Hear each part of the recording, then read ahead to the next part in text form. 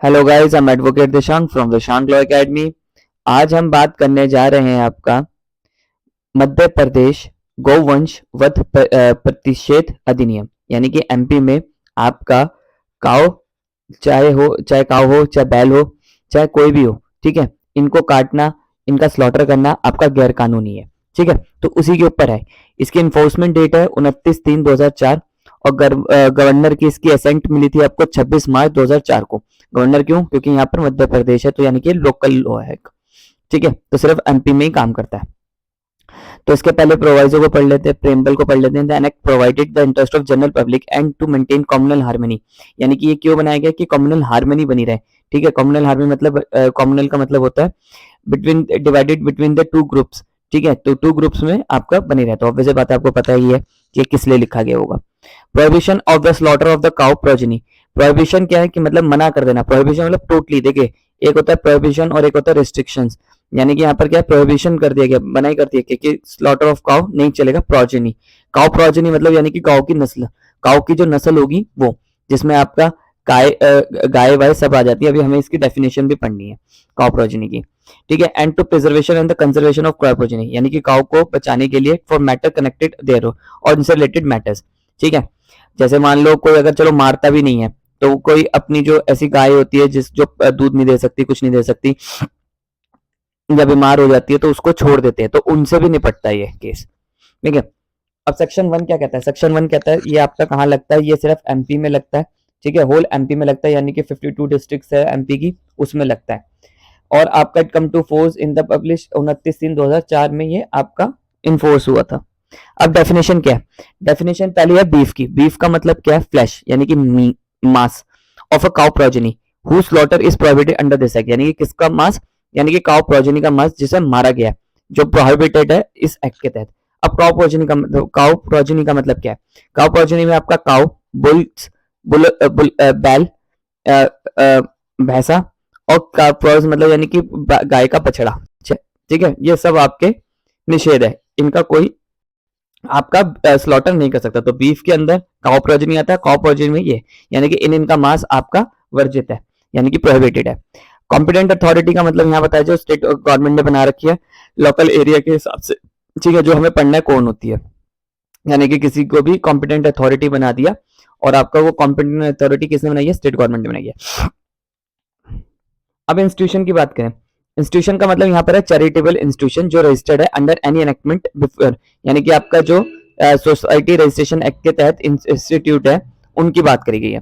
The purpose of keeping breeding, जो काम करती है ये इंस्टीट्यूशन कौन से? गौ रक्षक हो गए, या आपका चैरिटेबल इंस्टीट्यूशन हो गई, जो क्या करती है? रखती है गायों को, ब्रीड करती है, मेंटेन करती है काउ प्रोजेनी को, for the purpose of reception, protection, care and management and treatment inform, inform मतलब जो बीमार गाय है, एजेड गाय है, डिसीज्ड काउ प्रोजेनी, यानी कि जो गायों की वो है, यानी कि गायों की करने वाली जगहों को इंस्टीट्यूशन कहा गया चैरिटेबल। 2D में ये बात करी गई है। 2E में बात करेगी स्लॉटर की। स्लॉटर का मतलब यहाँ पर क्या? Killing by any method. Any method का मतलब यानी कि कोई भी तरीके से मारो, चाहे हाथ से मारो, मशीन से मारो, किसी भी तरीके से मारो। ठीक है, तो एनी मेथड व्हाटसोएवर इंक्लूड मेमिंग और इन्फ्लिक्टेड ऑफ फिजिकल इंजरी, या ऐसा कोई फिजिकल इंजरी दी हो जिसके वजह से ऑर्डिनरी विल कॉज डेथ, जिसकी वजह से डेथ चली है। एक बार क्या हुआ था, एक हाथी को जो था उसके पेट में पटाखा डाल दिया था, जिसके से बारूद डाल दिया था, जिसकी वजह से उसके पेट में ही वो ब्लास्ट हो गया था। अब क्या मान लो ये किसी काऊ के साथ करेंगे तो क्या होगा? उसके ऊपर एमपी में ही है, ये बहुत दुखद बात है, सिर्फ ये एमपी में ही है। ठीक है, एमपी में अगर करेंगे उसके साथ तो क्या होगा? उसको सजा होगी। Intention of causing unnatural death, जिसकी डेथ अननेचुरल है, तो ये सिर्फ अननेचुरल डेथ की बात कर रहा है, यानी कि ड्यू कोर्स ऑफ बीमारी से मर गए, कुछ मर गए तो अलग बात है। ठीक है, या ऐसी कभी कभी काऊ को ऐसी बीमारी हो जाती है जिसके वजह से आपको उनको मारना ही सही रहता है। ठीक है, तो वो भी चीज इसमें आएगी, पर उसमें भी परमिशन लेनी पड़ेगी। ट्रांसपोर्ट का मतलब यहाँ क्या है? काउ प्रोजेनी का ट्रांसफर की बात करेगी, जो कैरी कर रहे हो one place to another place, एक प्लेस से दूसरे प्लेस। और ऑब्वियस बात है 52 डिस्ट्रिक्ट्स की बात हो रही है, किसके? एमपी के। व्हीकल ऑन द फुट, या तो व्हीकल से ले जा रहे हो या खुद अकेले पैदल ले जा रहे हो, बट यहाँ पर क्या है कि except transport for a bona fide agriculture ancillary purpose, यानी कि मान लो कोई अपने जानवर को ट्रांसपोर्ट एग्रीकल्चर पर्पस से ले जा रहा है या ऐसी किसी पर्पस से ले जा रहा है, नॉट देन स्लॉटर के पर्पज से लेकर नहीं जा रहा, या उसे आपका छोड़ने नहीं जा रहा, या डिसीज हो गई है इसलिए हो गई है इसलिए खुला नहीं छोड़ रहा, ठीक है, मतलब सिर्फ आपका एग्रीकल्चर के लिए ले जा रहा है इधर से उधर एमपी में, ठीक है, तो उस पर ये नहीं लगेगा, ठीक है। तो ट्रांसपोर्ट का मतलब है कि सिर्फ आप प्रोजेनी मतलब उसको स्लॉटर करने के लिए ले जा रहे हो, या क्रॉप प्रोजेनी को किसी एक जगह से ले जा रहे हो, पर अगर आप उसे नियत अच्छी रख के एग्रीकल्चर आर्टिलरी पर्पज से ले जा रहे हो तो ये चीज नहीं आएगी। अब आते हैं सेक्शन 2 पे। सेक्शन 2 क्या कह रहा है कि आपका अच्छा सॉरी सेक्शन 2 ही चल रहा है, डेफिनेशन के 2EB में आते हैं। ट्रांसपोर्टर कौन होता है? देखिए ट्रांसपोर्टर को यानी कि यहाँ पर क्या है, कोई भी बच ना सके तो उसको कहते हैं कि जिसको इंटेंशन और इंस्ट्रक्शंस मिली हुई है वो है। जैसे मान लो एक आपका एक ड्राइवर है, ठीक है, इस ड्राइवर को पता है कि ये जो मैं काऊ ले जा रहा हूँ, आपका ये जो मैं काऊ ले जा रहा हूँ ये स्लॉटर करने के लिए ले जा रहा हूँ। अब इसे नॉलेज भी है, इसे इंटेंशन भी है और इसको इंस्ट्रक्शंस भी है, इसका मालिक दे रहा है एक्स, ठीक है, तो क्या ये भी फंसेगा और ये भी फंसेगा? आंसर इज यस, दोनों फंसेंगे। क्यों? क्योंकि यहाँ पर लिखा है ट्रांसपोर्टर का मतलब क्या है। ट्रांसपोर्टर का मतलब है the owner of the vehicle, जो ऑनर है व्हीकल का, ठीक है, और जो कैरी कर रहा है काउ प्रोजेनी को और बीफ के लिए, ठीक है, बीफ पर्पज से ले जा रहा है, यानी कि गौ वंश के गौ हत्या के लिए ले जा रहा है। Been booked under this instructions. अब देखो यहाँ पर क्या है कि जिसने बुक करी है, मान लो एक एक्स है, एक वाई है, एक जेड है। एक्स ने बुक करी, ठीक है, वाई ने वाई ट्रांसपोर्ट कंपनी चलाता है, वाई ने बुकिंग ली, जेड ने ड्राइवर है, ठीक है, तो ये तीनों फंसेंगे। तो यही बात कह रहा है कि incharge of the vehicle is assistant, इसका असिस्टेंट भी बढ़ेगा जो इंचार्ज होगा, ठीक है, व्हीकल का। Incharge of the transport company का इंचार्ज ये हो गया। For timing transporting cow progeny and beef if booking has been undertake under the instruction with his knowledge. और यहाँ पर सिंपल सी बात है, जिसे इंस्ट्रक्शन और जिसे नॉलेज है वही फंसेगा। तो कोई भी हो, एक्स हो, वाई हो, जेड हो, बुक करने वाला, ऑर्डर लेने वाला और ड्राइवर चलाने वाला, अगर इन दोनों को, इन तीनों को इंस्ट्रक्शन है और नॉलेज है, क्योंकि देखो इसको तो इंस्ट्रक्शन है, इसको नॉलेज है, और तीनों को नॉलेज है, तो तीनों ही फंसेंगे। और जो इवन यहां तक ये बोला गया जो पार्टनर है, मान लो वाई का भी कोई पार्टनर था, एक्स का भी कोई पार्टनर था, ए, इसका बी था, इसका सी था, और इनको भी पता है, जैसे कुछ ड्राइवर्स होते हैं वो अपने साथ एक असिस्टेंट को भी ले जाते हैं, तीनों फंसेंगे। एक ड्राइवर हो, दो ड्राइवर हो, जिनको नॉलेज एंड इंस्ट्रक्शंस है वो सब फंसेंगे। वेटनरी ऑफिसर्स कौन होंगे? जो सेक्शन 3 में बताए गए हैं, जिन्हें अपॉइंट करा गया है। व्हीकल की बात करें तो यहाँ मींस मैकेनिकली मैनुअली। व्हीकल का मतलब क्या है? यहाँ व्हीकली और मैनुअली। मैकेनिकली के लिए आपका ट्रक वर्क हो गए, दो हाथी वाला हो गया, मैनुअली मतलब यानी कि आपका बुलेट कार्ड हो गई, कार्टेज हो गई, ऐसी चीजें। अब सेक्शन 3 में बताया गया था commissioner cum director of veterinary service Madhya Pradesh में भी एक जनरल स्पेशल ऑर्डर, यानी कि मध्य प्रदेश सरकार जो होगी वो एक जनरल ऑर्डर या स्पेशल ऑर्डर से अपॉइंट करेगी एनी पर्सन और एनी क्लास ऑफ पर्सन, यानी कि एक पर्सन को भी कर सकते हो, इससे ज्यादा भी कर सकती है, to be the local area specified in this order. मान लो एमपी में, एमपी की सरकार ने जबलपुर का मुझे वेटनरी ऑफिसर बना दिया, ठीक है, या मेरे पूरे ग्रुप को आपका वेटनरी ऑफिसर बना दिया, तो वो एक ऑर्डर पास करेंगी आपका नोटिफिकेशन में और कहेगी आज से आप वेटनरी ऑफिसर हो इस इलाके के। अब बात करते हैं, यहाँ से बहुत इंपॉर्टेंट है, यहाँ से ऑफेंसेस शुरू होते हैं। तो यहाँ पर पहले बात करी जाए फोर्थ की। फोर्थ आपका बात कर रहा है काउ प्रोजेनी की, प्रोहिबिशन ऑफ काउ स्लॉटर, यानी कि काउ में हमने पढ़ा था कौन कौन आती है, काउ आती है, ठीक है, आपका बुल आता है और काव्स ऑफ काउज आते हैं, यानी कि उसके बच्चे, ठीक है। तो इसमें बात करेंगे नो पर्सन शेल स्लॉटर और कॉज टू बी स्लॉटर। या तो देखो ना ऑफर करेगा ना कॉज करेगा, यानी कि ना कोई अबेट करेगा ना कोई इंस्टिगेट करेगा या कोई आपका खुद भी नहीं करेगा। तो यहाँ तो मांगने वाला और इंस्टिगेट करने वाला और कॉन्स्पिरेसी वाला सब फंसे, ठीक है। Of any cow progeny by any means, किसी भी तरीके से। फिफ्थ कह रहा है आपका prohibited possession and transport of beef, यानी कि ना अपने पास रखेगा। देखो ऊपर वाले ने तो मारा, नीचे वाले ने अपने पास रखा और ट्रांसपोर्ट करा, ठीक है। ऊपर वाले फोर्थ वाले में तो मारा, नीचे वाले ने अपने पास रखा और ट्रांसपोर्ट करा। तो ये भी उस चीज को मना करता है कि कोई भी बंदा आपका पोजेशन में नहीं रखेगा और शेल ट्रांसपोर्ट बीफ, ना ट्रांसपोर्ट करेगा ना अपने पास रखेगा क्या, गांव मरी हुई गाय का मांस, ठीक है, जिसको इसी पर्पज से मारा गया। सिक्स कहता है आपका प्रोहिबिशन और transport of cow progeny for slaughter, यानी कि यहाँ पर कहती है कि ट्रांसपोर्ट भी नहीं करेगा। नो पर्सन इंक्लूडिंग ट्रांसपोर्टर, यहाँ पर ट्रांसपोर्टर का भी कह दिया, एक्स वाई जेड जो अभी हमने ट्रांसपोर्टर की डेफिनेशन ईबी में पढ़ी थी वो। चल ट्रांसपोर्ट और ऑफर, ना ऑफर ट्रांसपोर्ट करेगा ना ऑफर करेगा किसी और को। ट्रांसपोर्ट और कॉज, ना कारण बनेगा। To be transported of cow progeny himself by is agent, या तो खुद या अपने एजेंट के थ्रू। सर्वेंट और by any other person within the state और आउटसाइड। अब देखो यहाँ पर क्या है कि ना तो अपनी एमपी में करेगा ना आउटसाइड करेगा। मान लो किसी ने एमपी में काटी चोरी छुपे और आपका गुजरात में या राजस्थान में बेचने चला गया, तो वो वाले भी फंसेंगे, ठीक है। अब for the purpose of it slaughter contribution and act with the knowledge there will be likely to cause slaughter. अब 6 से कह रहा है कि आपका एक्सपोर्ट भी नहीं करेगा, मतलब एमपी के 52 डिस्ट्रिक्ट्स के अंदर भी नहीं मंगवाएगा, एक्सपोर्ट मतलब बुलाना, ठीक है। एक्सपोर्ट और cause any cow progeny is a servant by any other brother state without permit as provided the section 2। अब आपका कह रहा है कि चलो आप मंगवा तो सकते हो, पर आपका सेक्शन 2 में आप कोई काउ मंगवाओगे तो कॉम्पिटेंट अथॉरिटी में बताना पड़ेगा। बट यहाँ पर एक एक्सेप्शन है, एक्सेप्शन ये है कि अब पीछे पड़ते हैं कि एमपी में आप अगर किसी गाय को मंगवा रहे हो तो पहले आपको कॉम्पिटेंट अथॉरिटी की आपकी परमिशन लेनी पड़ेगी। पर किस पर्पस के लिए बुला रहे हो, किसी कोई कंपटीशन है उसमें पार्टिसिपेट करने के लिए आप गाय को बुला रहे हो, कैटल फेयर में बुला रहे हो, लाइक एनी पर्पस के लिए बुला रहे हो। बट यहाँ पर अगर आप उसे स्लॉटर करने के लिए मंगवा रहे हो तो नहीं माना जाएगा, ठीक है। तो और 6B कह रहा है आपका ट्रांसपोर्टिंग और काउ प्रोजेनी मध्य प्रदेश, यानी कि मान लो कटी गाय राजस्थान में, आपको पता मध्य प्रदेश जो है वो 5 राज्यों से लगता है, ठीक है। कटी गाय राजस्थान में और एमपी बीच में पड़ रहा है और लेके जाना है आपका यूपी, ठीक है। अब मान लो यहां से लेके छत्तीसगढ़ ले जाते हैं, क्योंकि थोड़ा छत्तीसगढ़ इधर ही पड़ता है, छत्तीसगढ़ ले जा रहे हैं, ठीक है। अब यहाँ पर कटी यहाँ ले जा रहे हैं, एमपी का कोई लेना नहीं, पर रास्ता जो है वो एमपी का है, विया एमपी है, ठीक है। रास्ता जो एमपी का है, तो ये भी निषेध करता है कि आप एमपी में लेकर भी नहीं जा सकते। 6B क्या कह रहे हैं, 9% इंक्लूडिंग ट्रांसपोर्टर, 9% मतलब ट्रांसपोर्टर भी इंक्लूड है, shall transport cow progeny via Madhya Pradesh state if any including transporter wants to transport any cow progeny from the state other via Madhya Pradesh then he shall take permit from the competent authority। और अगर वो cow progeny को ले भी जा रहा है तो उसे पहले अब कंपिटेंट अथॉरिटी से परमिशन लेनी पड़ेगी एज मैनर में प्रिस्क्राइब, जो भी मैनर बताया गया। स्ट्रेंथनिंग ऑफ इंस्टीट्यूशन, अब स्टेट गवर्नमेंट क्या है तो नेसेसरी स्टेप भी ले सकते हैं इंस्टीट्यूशंस को बढ़ाने के लिए, जो चैरिटेबल होती है ना, जो गौशालाओं की, उनको बढ़ाने के लिए आगे भी एक्टिव काम भी कर सकती हैं, ठीक है। तो अगर हम बात करें तो हमने 4th में पढ़ा, देखो इसमें क्या कह रहा है, ना कोई गाय को काटेगा, ठीक है, काउ प्रोजेनी को ना कोई काटेगा, 4th में बात करी। फिर हमने पढ़ा अगर कोई ना उसको पोजेशन में रखेगा, उसके फ्लैश को ना ट्रांसपोर्ट करेगा। फिर हमने 5th में पढ़ा कि आपका अगर किसी काट वाट के ले भी जाता है ना, आप क्या 5th में था 6th में था कि काउ के आप एक्सपोर्ट भी नहीं कर सकते, ठीक है, आप काउ को एक्सपोर्ट भी नहीं कर सकते।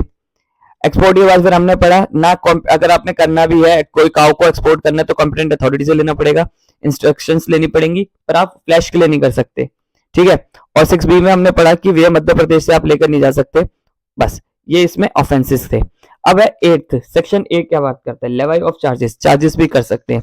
In charge of institution may levy charges for the care of maintenance inform, मान लो कि अगर किसी ने, ये मैं गांव का एक गाय पाल रखी है, अब वो बीमार पड़ गई, अब बीमार पड़ने के बाद उसको मैंने ना मैं केयर कर रहा ना उसकी मेंटेन कर रहा ना, वो इन्फॉर्म पड़ गई एजेड एंड डिसीज, तो यहाँ पर क्या होगा, जो मेरे पे चार्जेस भी लगा दिए जाएंगे, ठीक है। तो सिंपल सी बात है, इंचार्ज ऑफ इंस्टीट्यूशन, जो इंचार्ज होगा इंस्टीट्यूशन में लेवाई, यानी कि इंस्टीट्यूशन पे जो वो चैरिटेबल इंस्टीट्यूशन जो मैं चला रहा हूँ may levy such charges as may be prescribe for care.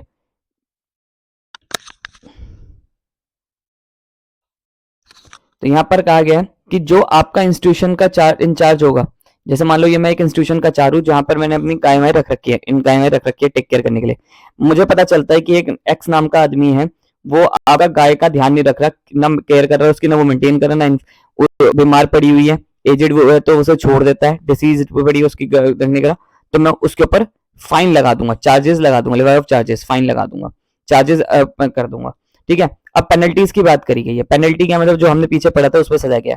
देखो यहाँ पर बताया गया, जो अगर 4th में कोई ऑफेंस करता है, वो अगर कॉन्ट्रीब्यूशन या तो करता है या अटेम्प्ट भी करता है और अबेट करता है, ठीक है, यानी कि उकसाता है, इंस्टिगेट करता है, एंगेज करता है या कॉन्स्पिरेसी करता है, किसमें, सेक्शन 4 में। सेक्शन 4 में हमने पढ़ा था कि गाय को मारने का, ठीक है, और काउ प्रोजनी को मारने का, तो यहाँ काउ प्रोजनी बोली है क्योंकि काउ प्रोजनी में चारों आ जाते हैं, तो उसके ऊपर shall be punish with imprisonment shall not less than 1 year, उस पर 1 साल तक की सजा होगी, ठीक है।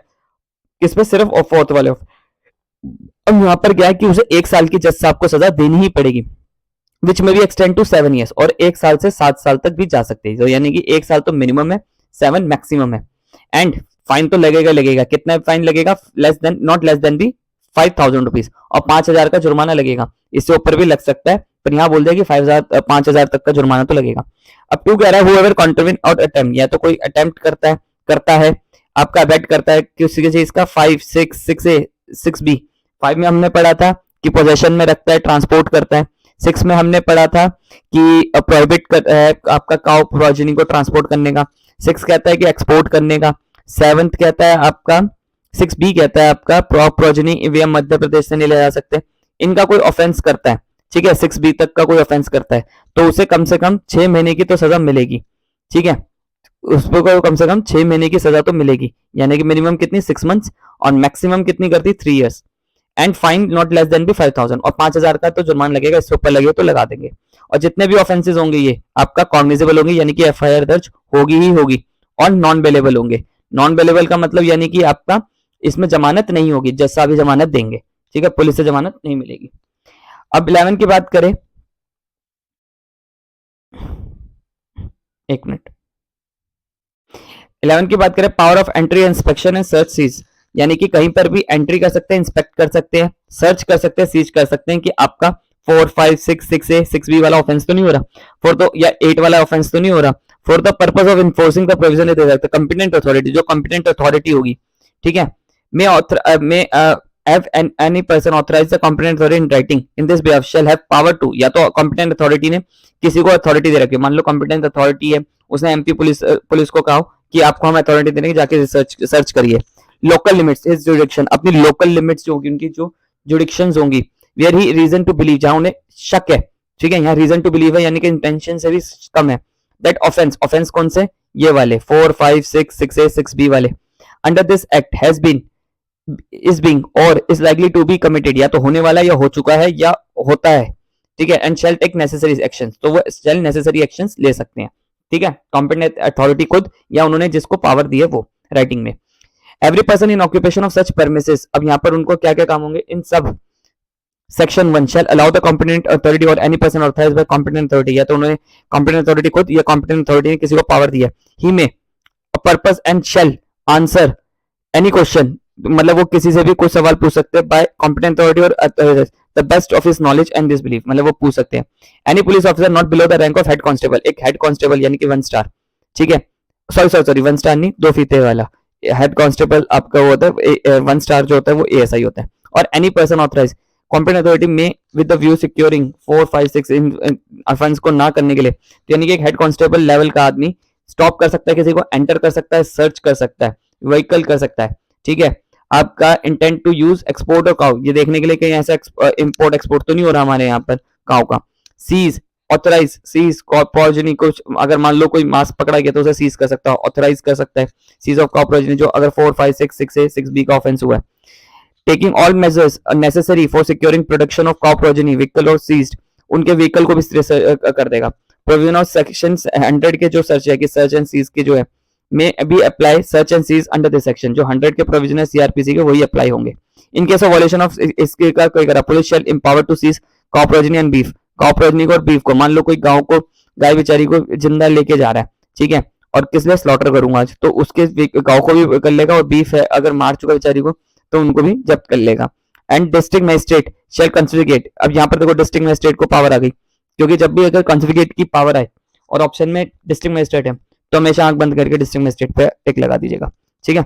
एक बार जनरल एक्सेप्शन यही माना जाता है कि हमेशा ज्यादातर डिस्ट्रिक्ट मजिस्ट्रेट ही आपकी कुड़की करता है प्रॉपर्टी के, तो वो कुड़की कर लेगा। Such vehicle in corp progeny beef such manner prescribe, जो भी मैनर दे रखा है ऐसे।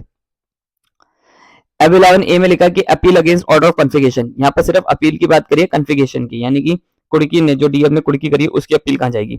30 डेज में जाना पड़ेगा आपका, 30 डेज में जाना पड़ेगा ऑफ द ऑर्डर, जिस दिन से कुड़की करिए 1 जनवरी को मान लो कुड़की करी डीएम ने, ठीक है, इसके 30 डेज में आपको जाना पड़ेगा, कहाँ जाना पड़ेगा, डिवीजन कमिश्नर बेंच पे, ठीक है, डीएम की होती है ये अलग एक तरीके की होती है।